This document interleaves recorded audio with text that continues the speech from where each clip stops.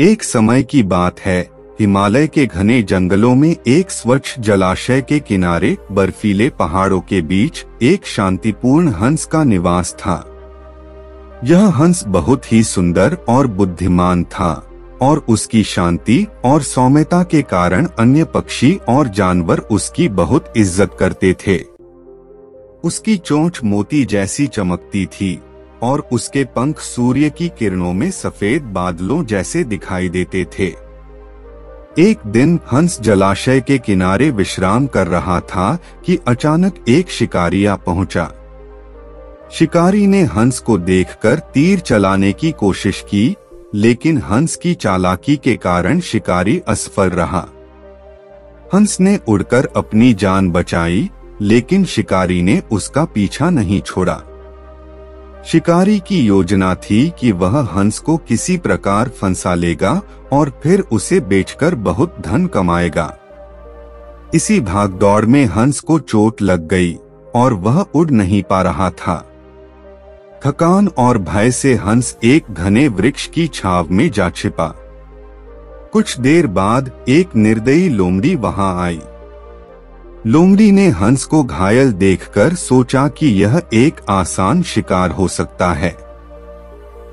लोमड़ी ने हंस से कहा, तुम्हारी हालत देखकर लगता है कि तुम जल्द ही मेरे भोजन बनने वाले हो।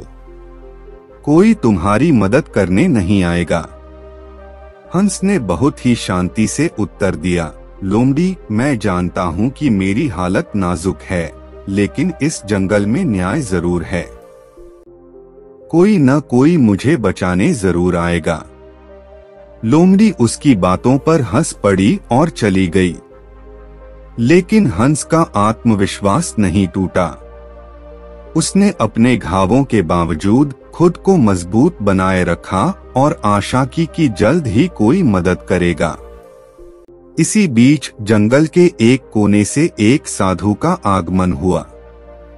वह साधु इस जंगल में ध्यान और साधना के लिए आए थे। साधु को हंस की करुण पुकार सुनाई दी। साधु ने हंस को देखा और उसकी दुख भरी हालत पर दया आई। साधु ने हंस से पूछा, क्या हुआ हे प्राणी, क्यों तुम इस स्थिति में हो? हंस ने पूरी कहानी साधु को बताई, शिकारी, पीछा, चोट और लोमड़ी का व्यंग्य। हंस ने साधु से न्याय की गुहार लगाई, हे महात्मा, क्या इस जंगल में कोई न्याय नहीं है? क्या किसी निर्दोष प्राणी को इस प्रकार तड़पने दिया जाएगा? मुझे शिकारी से बचने के लिए कोई उपाय बताओ। साधु ने कुछ देर तक सोचा और फिर कहा, न्याय अवश्य होगा, परंतु तुम्हें धैर्य रखना होगा।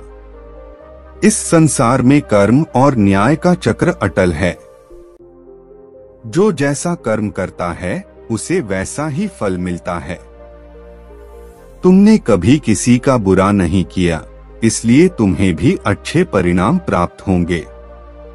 हंस ने साधु की बात सुनी और थोड़ी राहत महसूस की, लेकिन शिकारी का डर अभी भी उसे सताए जा रहा था। साधु ने फिर से कहा, तुम चिंता मत करो, मैं तुम्हारी सहायता करूंगा, लेकिन तुम्हें मेरे साथ साधना में ध्यान लगाना होगा। इससे तुम्हारे मन की शक्ति बढ़ेगी और तुम्हारा शरीर भी ठीक हो जाएगा। हंस को साधु पर पूरा विश्वास था। उसने साधु के निर्देशानुसार ध्यान लगाना शुरू कर दिया। कुछ दिन बाद हंस का शरीर ठीक होने लगा और उसका आत्मबल भी पहले से अधिक मजबूत हो गया। शिकारी ने फिर से हंस को ढूंढने की कोशिश की, लेकिन हंस अब और भी तेज और चालाक हो चुका था। शिकारी को खाली हाथ लौटना पड़ा। धीरे धीरे हंस और साधु की मित्रता गहरी हो गई। साधु ने हंस को जीवन के गहरे रहस्यों और न्याय के सिद्धांतों के बारे में सिखाया। हंस ने समझा कि न्याय केवल बाहरी परिस्थितियों में नहीं होता, बल्कि यह हमारे आंतरिक कर्मों और विचारों में भी होता है। जो व्यक्ति सच्चाई और धैर्य के मार्ग पर चलता है, उसे कभी भी अन्याय का सामना नहीं करना पड़ता। समय बीतता गया और हंस ने अपनी उड़ान में पहले से कहीं अधिक ऊंचाई प्राप्त की। उसकी बुद्धिमानी और साहस की चर्चा पूरे जंगल में फैल गई।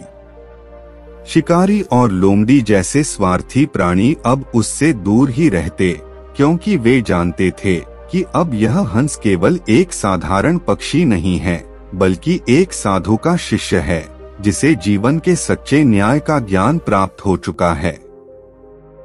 इस प्रकार हंस ने साधु के साथ न्याय की सच्ची परिभाषा को समझा और उसे अपने जीवन में आत्मसात किया। उसने सभी को यह सिखाया कि असली न्याय कर्मों में होता है और सच्चाई और धैर्य से बढ़कर कोई ताकत नहीं होती।